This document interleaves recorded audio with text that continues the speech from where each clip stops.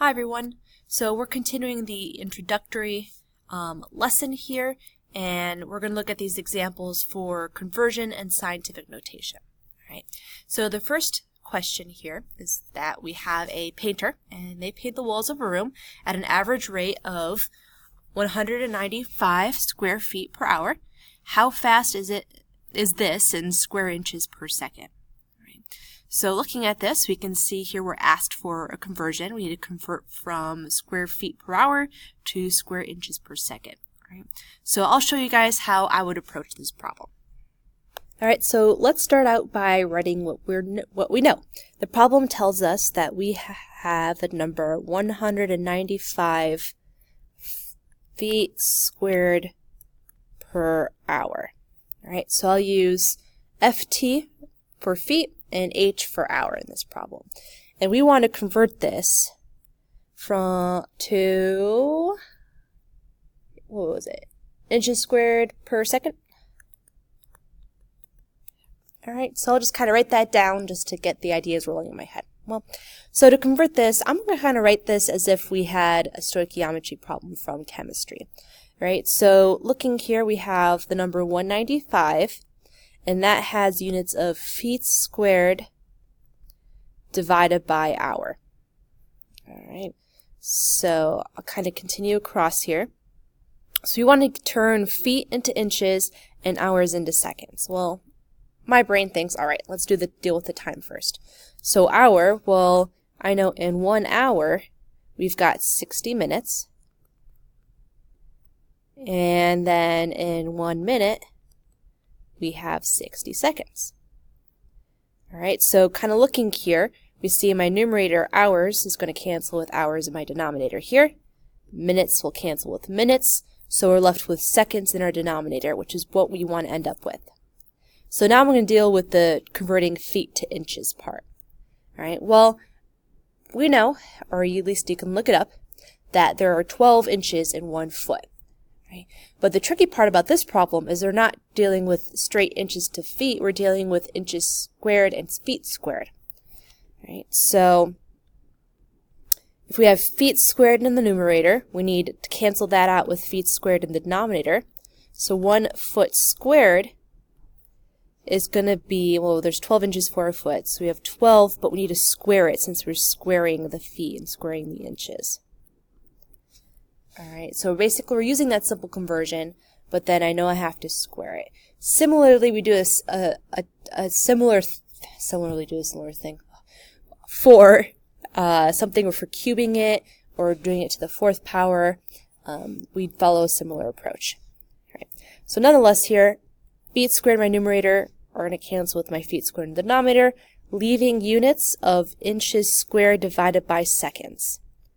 Right, so all I need to do here is basically multiply across my numerator and divide that by the numbers all multiplied across my denominator. Alright, so I plug that in my calculator and I get 7.8 inches squared per second as my answer. Which seems pretty reasonable. Right, because if you imagine painting a wall covering about a region of 8 inches squared in 1 second, seems pretty good for a professional. Pretty reasonable. So the next example we're going to look at here is the one on the bottom. So the hair on a typical person's head grows at an average of 1.5 centimeters per month. All right, so we're given another rate here. Approximately how far in meters will the end of your hair move during the 50-minute physics class? All right. So we're told a couple things here. Alright, so we're told that the rate of our hair growth, and just to kind of FYI, when I say rate, that means it's some quantity per unit time. Right? So we have a rate of 1.5 centimeters per month. Alright, and we want to know how much grows out, so the length, I'm just going to write length here, in 50 minutes. Alright, so I know I want to convert first. Alright, so we want to convert our rate here from centimeters per month to meters per minute. since we know we have 50 minutes, that'll help us do a quick computation. All right, and we want to switch from centimeters to meters just because the problem tells us we want our final answer in meters. All right, so thinking first, let's convert the centimeters to meters. So 1.5 centimeters, well, centi is the prefix times 10 to the negative 2. All right, so this is 1.5 times 10 to the negative 2 meters per month. Actually, let me erase that. Meters per month. All right, so let's get that to meters per minute.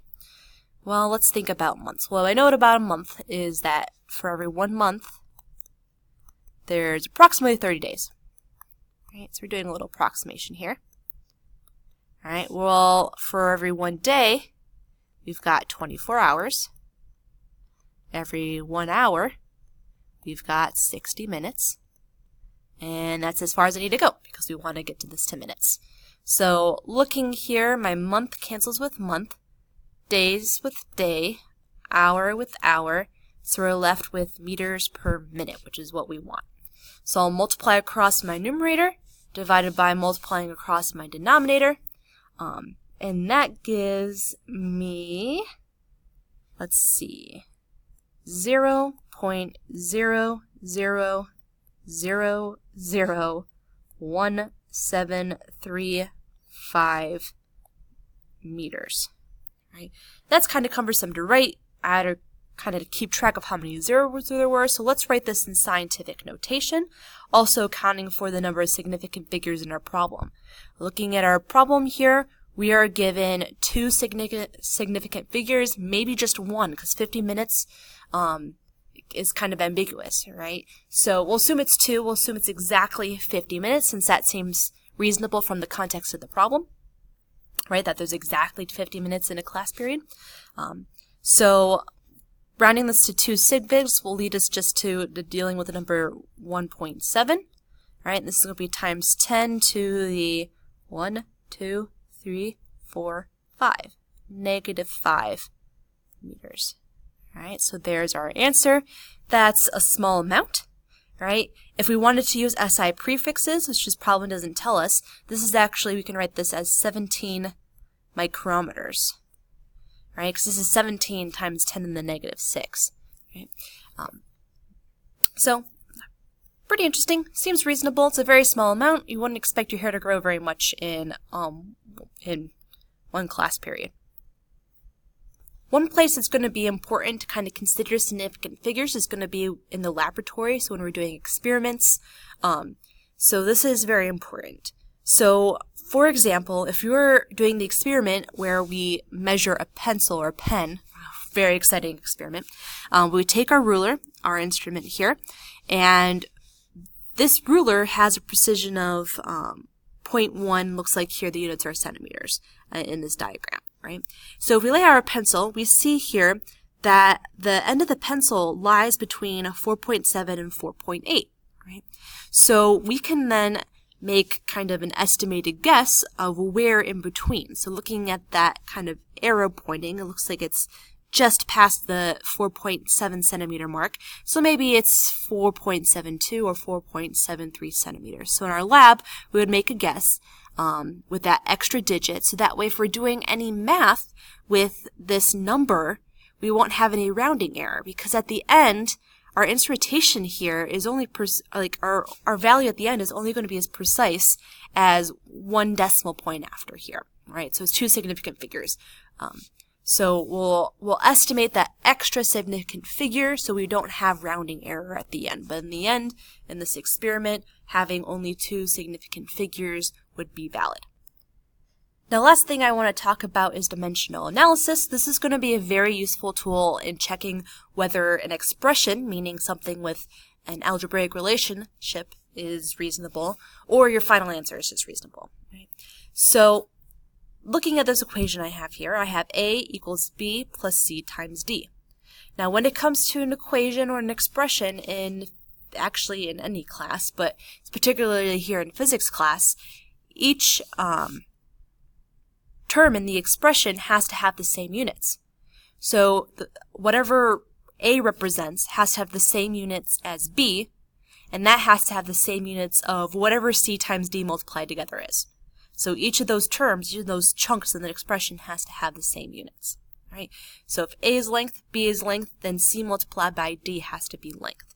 Right? So this is a really simple, often overlooked method in checking to see if your expression makes sense. Right? So let's look at a couple examples here for this. Right? So let's suppose we have this equation to describe motion. Right? We'll kind of delve into this a little bit more detail in a couple lessons, but we have x is equal to x naught, that's how you kind of say this, x with the subscript of 0, plus v times t. Right? So x here is the position of an object after some amount of time t, and it starts at some location x naught, that's its original location, and it travels at some constant speed v. So we're going to show that the dimensions of this equation are consistent. Alright, so this is pretty straightforward, so I'm going to rewrite the equation just so I can see it. So x is x naught plus v times t. Alright, well x is position. Alright, so position has dimensions of length or distance, however you want to write it. Alright, so we have length on our left hand side is equal to x again is a position, so again this is a length or distance. Plus, now we have, this last term is two things multiplied by together, velocity times time. Well, velocity is going to be, well, I guess I have to tell you, we haven't talked about it yet, but velocity is similar to speed, right? So speed is the amount of distance you go per unit time, right? So it's rate of change of position. So velocity, that's going to be length, GTH, divided by our time, so I'll write time here, multiplied by time. Right, that's that last term. So length is equal to the length plus, well, these times cancel out, giving us just length. So here things are consistent. Usually if I were doing this on a problem, I wouldn't think length, time, I would deal with units, right? So we know position is measured in meters, and that's equal to position, original position, which is still meters, plus velocity, we'll learn that's meters per second, times time, which is just seconds. Seconds cancel out, meters equals meters plus meters. Everything works out. So in the second example, we're told that the kinetic energy of a particle is k equals 1/2 mv squared. Right? So we're not going to worry what kinetic energy is, we're just saying that it follows this formula, where m is the mass and v is the speed. We need to show that 1 joule, which we're going to symbolize with capital J, which is the SI unit for energy, is equivalent to 1 kilogram times meters squared per second squared.